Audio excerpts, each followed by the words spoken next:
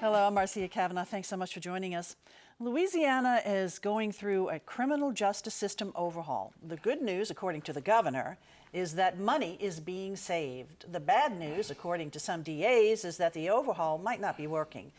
We'll take a look at the issues as well as the latest in an ongoing investigation of bail bonds and the Orleans Parish DA having an announced opponent, though the race is not until 2020. Much sooner is the November 6th election, which includes a Secretary of State's election, as well as a proposition about fantasy sports apps. Meanwhile, the ongoing debate about regular sports betting continues. And in Washington, Steve Scalise may be looking past his election toward congressional politics. In the House for us are tonight's Informed Sources, Errol Laborde, producer of Informed Sources, Stephanie Grace, columnist, the New Orleans Advocate, Julia O'Donoghue, Louisiana politics reporter, NOLA.com, the Times-Picayune, and Mike Pearlstein, investigative reporter, WWL-TV Channel 4. Go over to Julia first. And criminal justice reform has brought with it some savings because there's less people in jail. Correct. And those savings are being directed to different things, making some people happy and others a little skeptical. Yeah, so the governor announced last week where the savings from the first year is going to go. They're spending about $8.5 million. It's focused on 5 parishes, including Jefferson, New Orleans, and St. Tammany in this area. Some people didn't seem quite pleased with it. We know some DAs have not been happy about it. Leon Canizero at the press conference for the announcement of the money in Jefferson, Orleans, and St. Tammany said he didn't feel like enough of the money was going to victim services. It's probably important to point out that some of these crimes that people are not staying in prison for as long don't have victims per se. They are, crimes that have to do with drug possession and other things that are not violent. So some of the savings is not necessarily, or lots of the savings is not coming from shortened sentences for people where there would be a victim, which was a point that some people at the press conference made.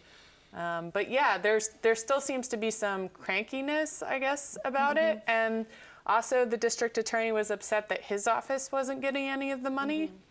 Yeah, he would like to definitely see some more. And then you also, in your piece, talked about there was a sheriff in North Louisiana Correct. who introduced the governor doing the same type of thing. But yeah, so Sheriff Prater, who has been in the news before for criticizing criminal justice stuff in a way that some people found offensive, he said he was going to lose some of the prisoners that work for him that are well-behaved because they would be getting out of prison earlier or their sentence would be reduced.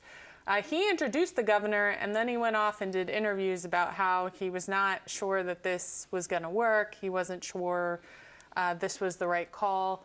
The governor has yet to decide who up there is actually, the Department of Corrections hasn't decided which sheriff up there is getting some of this money. So I don't know if Sheriff Prater doesn't expect to get the money. But we'll see. And also Warren Montgomery, the St. Tammany Parish sheriff, Yeah. the DA was also, he has some concerns about where the money's going to. He was a little bit more measured in his comments than Mr. Canizero. He said some, he was more neutral, I guess. But he did question whether some of the measures that were passed are working or handicap the DAs in some ways. So where is the money going? So the money is going to some nonprofit groups. A large chunk of the money in New Orleans and Jefferson is going to the Plaquemine Parish Sheriff because they are trying to move people, this is what DOC says, move people closer to home at the end of their sentence. Okay. So instead of going to a jail like up in North Louisiana, they're trying to move the Orleans and Jefferson Parish people from that area who are still in prison at the end of their sentence closer. And so they can see their families and reintegrate. Yeah. The only jail that's close by is Plaquemine. So with available beds, plenty of them. Right. And other people on the panel might know a lot more about why that is. I know a little bit. There's a whole story. But he's getting some money to offer more services to people when he houses them. So like educational services, anger management, stuff like that. And just to be clear, the original opposition to this from DAs and others was that these people getting out of jail, in some cases just a few months, before they Right. normally would be rolling out, was that there would be this wave of crime. And there was one case right off the bat of somebody who got out, allegedly Right. committed armed robberies in Jefferson Parish, and everyone said, see, but the wave of crime has not materialized. So now what we're hearing from some sheriffs and DAs is a different objection about how the money's divided. But that's very different than the wisdom of the reforms in the Right. first place, which, Yeah. let's put this into perspective. It took Louisiana from having the highest incarceration rate in the nation to the number second. 2 highest. behind Oklahoma. Right. I don't think 2 out of 50 is necessarily going to get you a badge of honor. And this Right. reform also was from a coalition of those who wanted to see criminal justice reform and business people who wanted to see Yes. money savings. Savings. E, did you have Right. a comment on this? He answered my question. Okay. I have, I forgot what it was. Okay, we'll come back to you later for that, Stephanie. All right, but Mike pointed out too, what I wanted to also talk about was the fact that it stems from, reducing the Right. incarceration rate. Louisiana is no longer the incarceration capital. Correct. And to be more clear about where the money is going, it's going to services to make sure people coming out of prison don't land back in prison to the extent possible. So one of the problems that apparently we have is that people just, are coming out of prison no better than they were when they went in, and therefore that's making it hard for them not to actually go back. So that's why, for example, the Plaquemines Parish Sheriff is getting money to run programs. Right. It's not just for to reentry go, programs. closer to Right. their home where they're going to be Yes, released, but it's called correct. reentry programs. Where Yeah. they get a job skill and they do some, Right. Right. work To- release. To and- reduce And meanwhile, recidivism. there's this Right. kind of ban the box movement that's connected, Right. that's to, kind of help people apply for jobs and Jobs. not be immediately weeded out if they have a And record. beyond the box, referring to the box where you check Where you whether check you've off been if- convicted of a exactly. crime on employment And the applications. city now, count- yeah. Yeah. now you don't do that. But also, quickly, Montgomery in St. Tammany also said that he would like to see more money go to juvenile services. Yes, What do you think? he made a point. I think the point he was trying to make is among the criminal justice stuff was a bill to give some leniency to people who were convicted as juveniles and sentenced to life in prison. And I think his comment was directed that he said he was having to convict people as adults who are juveniles because he didn't feel like the juvenile justice system could handle them. Okay. All right. Well, we'll be looking at that, where those monies, if those savings, because the savings are happening, where the monies are being directed. Right. Thanks a lot, Joe. Over to you, Mike, now. And you've been doing stories about bail bonds and reform in that area, and a group called the Freedom Fund, which is bonding people out, paying bail, but it's still causing some controversy. That's right, and we've had a series called Bailout. We're up to our 4th installment, which will air tonight. It is actually part of this bigger picture of criminal justice reform. On the bail side, it's, bail is set after somebody is arrested, and the argument by reformers is that it unfairly penalizes poor people who can't afford high bail. So in New Orleans, there's been all kinds of pilot programs and I call it a quiet revolution, because it's seismic changes taking place there, and bail amounts set by judges at $100, $200 that normally used to be $10,000 or $20,000 to help give, once again, poor defendants who are deemed a reasonable risk not to reoffend or not to skip court dates Right. while they await their day in court. But there's been some additional reform layers to that, one being the Freedom Fund, which is a group of concerned citizens and activists who basically collected a pool of money from donors and actually paid the bail, the cash bail, for defendants. They don't know these defendants. They're given referrals by the public defender's office. And what we've been able to expose is that some of the people they bailed out include people accused of violent crimes. There was a third-degree rape suspect. And then just to add yet another layer of controversy, the founder of the Freedom Fund and one of the main participants, and he continues to pay the bail to this day, is Joshua Cox, a top aide to Mayor LaToya Cantrell. He's her director of strategic initiatives. So all kinds of questions now being raised about whether the mayor can preside over the police department, make these arrests, only to have her aide come right back behind the police and bail them out. And recently bailed out drug arrest suspects. Well, there was a big drug sweep called Operation Summer Heat, and LaToya Cantrell stood proudly next to her police chief and vowed that they would get every one of these, last drug dealers off the street. At the same time, we obtained records, and we were able to check that 7 of those people who were arrested initially in that drug sweep were then bailed out by the Freedom Fund, including a couple personally by Joshua Cox. So this has all, a bunch of people asking all kinds of questions of the mayor of City Hall, of this bail reform effort, which I think that people even on both sides of the different debates surrounding this agree that there's need for a conversation, need for reform, need to reduce the incarceration rate. But how do you go about it? Is the Freedom Fund, which has been tried in other cities, is that a good idea?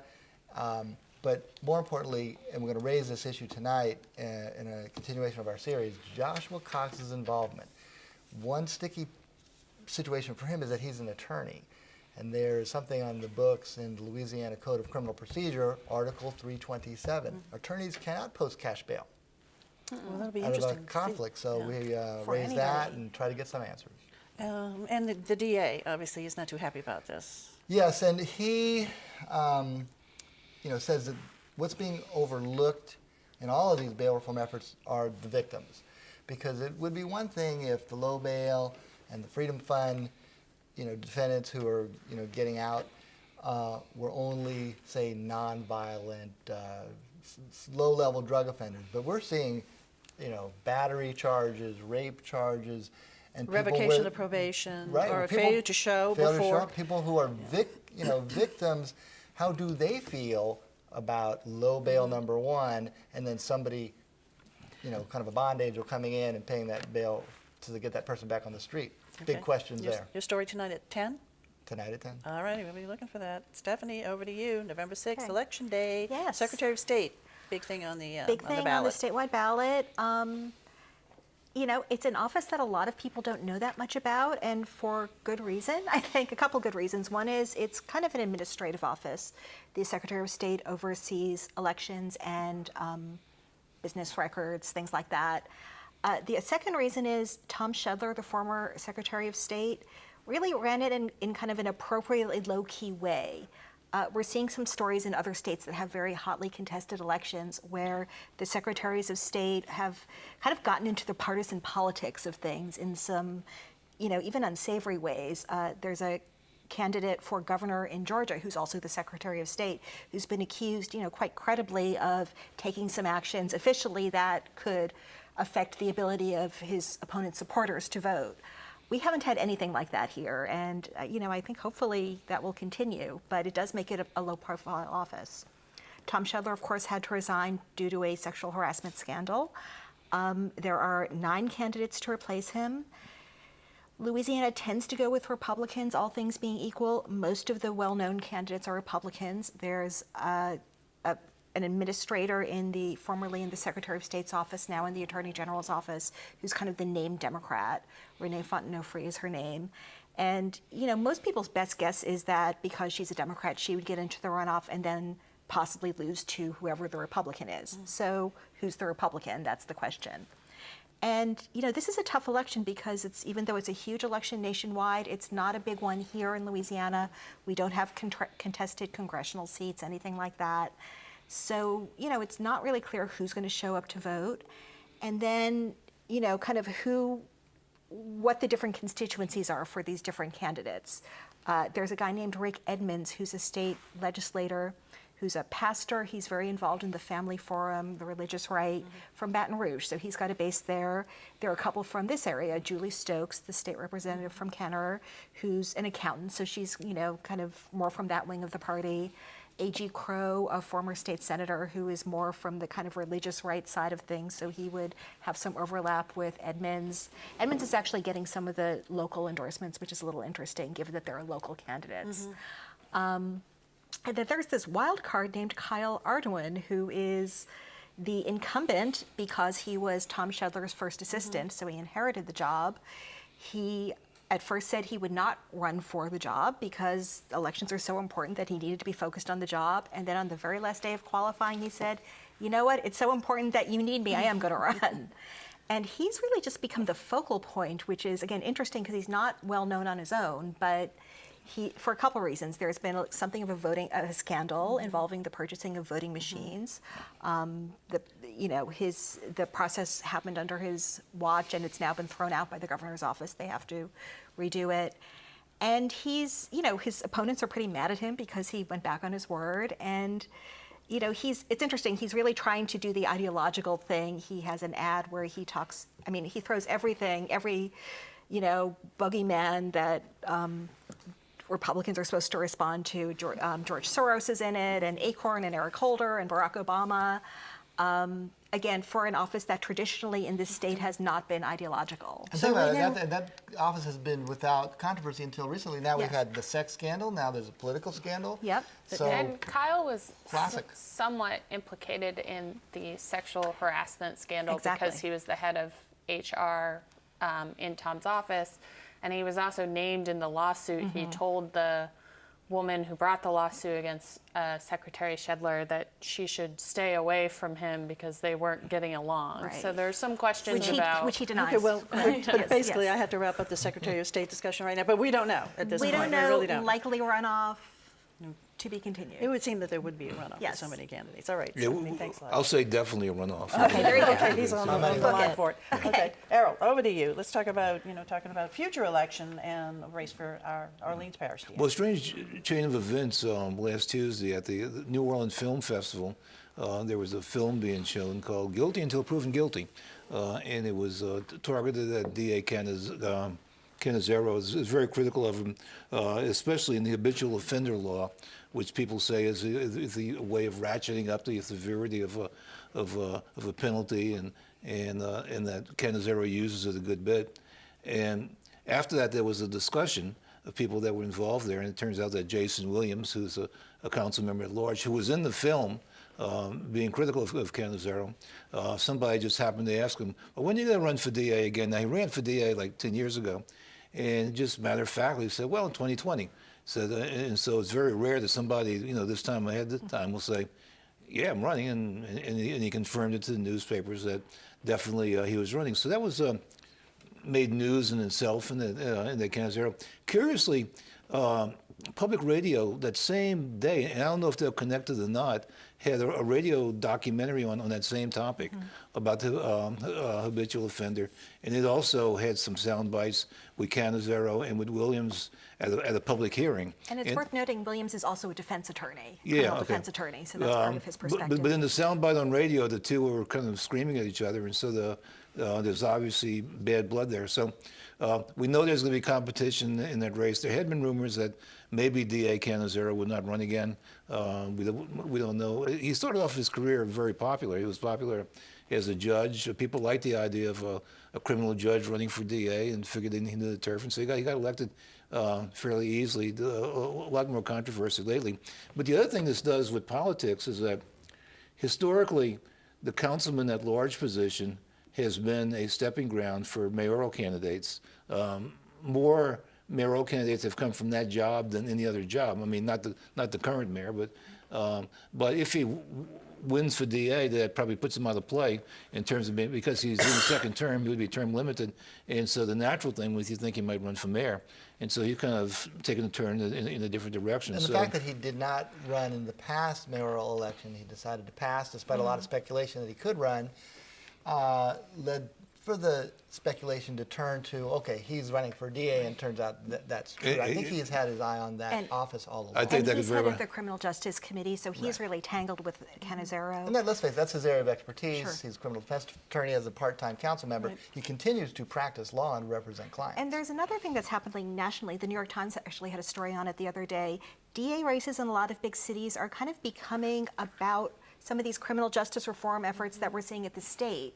And, if it ends up being Williams versus Cannizzaro, they're really on opposite sides of this. Jason Williams very supportive of a lot of this movement. Cannizzaro has been more resistant. You So could not come up with more polar opposites than Yep. Jason Williams and Leon so Cannizzaro it for could a be race a like big this. issue campaign. It could be very interesting, And all that actually. criminal justice reform, bail reform, those are all going to be flashpoints. Habitual offenders, not treatment of nonviolent offenders, juvenile how you handle juveniles, all of these issues. And that's a race in 2 more years. 2 more years. 2020. And so Jason Williams, his council seat would Starts remain now. safe. He does not have to step down from that Correct. to seek that. All right. Okay, back over to Julia. Coming up for voters again in November is a proposition about whether or not, and this is parish by parish, to approve fantasy sports. Right. app. So Explain that. So daily fantasy sports apps, the best known ones are DraftKings and FanDuel. It's not very much like fantasy sports, like a lot of people think of rotisserie leagues with like your office or your group of friends or whatever. It's a daily game where you pick players daily and you can wager based on the team you put together that day. So like on Sunday, you would sit down and put together a team for that day. There's a little bit of, you can also wager with some of the apps on individual players' performance. So it's not a season-long sort of big pool the way that I think a lot of people think of fantasy sports. So in Louisiana, in order to approve any new form of gambling, you have to go to a ballot proposition. That's what's coming up. It has to pass on a parish by parish basis, and that means in order for it to be statewide, it would have to pass by over 50% of the voters in every parish. So we could see a situation where it's approved in Orleans but rejected in St. Tammany. And it's unclear what happens in that situation, whether the companies are going to want to come into a market if we have it sort of scattershot. My understanding is that they've never had a ballot initiative anywhere in the country on this issue. I'm inclined to think it's probably going to pass. I think a lot of people, these are very popular games. I tell you, if it passes in Orleans and doesn't pass in any other parish, it's going to be implemented in Orleans. Absolutely. There's no doubt. So like I think it's going to pass. That does lead into the bigger discussion about sports betting, which we don't have. There was a bill last year introduced to legalize sports betting. It was speculative because the Supreme Court hadn't made a decision that would allow it to be legal here, but nevertheless, it died. I think we're going to see that discussion again, certainly in 2019. Now there's pressure because the Mississippi Right. casinos have sports betting. they're Mississippi making has money on sports it. betting, but again, there's issues there with mobile. Mississippi does not have mobile sports betting, so you cannot be on your couch and betting on sports the way you would if you called the bookie. They only have it in their casinos. New Jersey has mobile sports betting, and the states that have mobile sports betting are seeing a lot more money from mobile sports betting than casino-based sports betting. So I think we're going to have a discussion, but there's going to be a big discussion about where it's going to be. Do we have it just at racetracks and casinos, or do we also have it on everyone's phone? And that would still have to go before the legislature. Yes, and and would that have also to go to the people? It also has to go to the people. And if it was only in casinos and racetracks, it would only be in the parishes where those places are located. But just to clarify that the sports fantasy thing is a referendum. It's not an amendment. Right. It's a not a referendum. constitutional It's a amendment. statement, Neither right. is sports betting. Right. Okay, and so, but the fantasy sports app vote comes up this election. It's going to On be in November there. 6th. Okay, Yeah. all right, we'll see where that goes. And it's because of the local option law that was passed 20 years ago, basically. Yeah. That we're still. doing this parish by So we're parish. actually at a point where we're voting on apps now. Yes, on exactly state- right. Right, On we We statewide did not refer- anticipate 20 years ago. on statewide referendums. Right. All right, Stephanie, we're going to wind up with you. Yes. And this is regarding Steve Scalise. And then also you had a piece called Musical Chairs coming up. Yeah, I think, we have this congressional election and all of our representatives are favored very heavily to win re-election, but that doesn't mean there's no intrigue. And of course, you have to start with Steve Scalise because he's the big gun. He is, poor choice of words, excuse me. He is the one who is positioned to rise possibly as high as Speaker of the House or maybe Majority Leader if the Republicans hold Congress. He's now the number 3, the whip, but Paul Ryan's retiring, so there will be movement. If the Democrats win control, he could be Majority Leader, he could stay as whip. So he is out there running like crazy. He's just not running like crazy for re-election because he's pretty much taking that for granted. He is running for all of these other House members who need to win in order for him to stay in the majority. So he's all over Fox News. He's in districts all over the country. He is One of the things he's been talking about lately, interestingly enough, is violence. Of course, he was the target of an assassination attempt by someone with different politics than his. Recently he's been talking about really linking the political violence to democratic rhetoric, very pointedly, even mentioning George Soros, while giving President Trump a pass on some of his rhetoric when asked directly. So it's a little bit of an awkward dance. I think he's dialed that back somewhat since the bomb threats this week. Especially awkward with the alleged bombing suspect being caught and being a frequenter of Trump rallies Yes. and van coated with Trump bumper stickers. Right. So hopefully, he will be part of everybody taking a step back. But that's what he's been doing. And then once that happens, there will be a vote within the Republican caucus. It won't be a vote, this number to this number. It will be worked out ahead of time. If someone else doesn't have the votes, they will step down. And the musical chairs reference, you've got 30 seconds on that. Okay, 2 other members. Cedric Richmond, keep an eye on him. He's now the head of the Congressional Black Caucus. There's a lot of play in the Democratic side, too. Nancy Pelosi could stay in the leadership. She could not. Jim Clyburn, who is Cedric Richmond's mentor, could stay in the leadership. There's really the possibility of generational change at some point coming with the Democrats. He's someone who's considered a very good candidate to move up in the leadership quickly when that happens. Don't know if it'll be immediately. The third person to keep an eye on is Mike Johnson, representative from North Louisiana. He's running to he's only a freshman, running to head the Republican Study Committee, which is a real launching pad for Republicans. Steve Scalise is one of the guys who once held that job, also Vice President Mike Pence. All right, thanks a lot, Steph. It is now time. Looking ahead. This is a nice story. There's been an effort to enhance Duncan Plaza in front of City Hall, not only physically, but in terms of activity. Starting in November, on Mondays and Wednesdays at 5:30 to 6:30, there's yoga in the moonlight at Duncan Plaza. So, nice idea. That sounds very peaceful.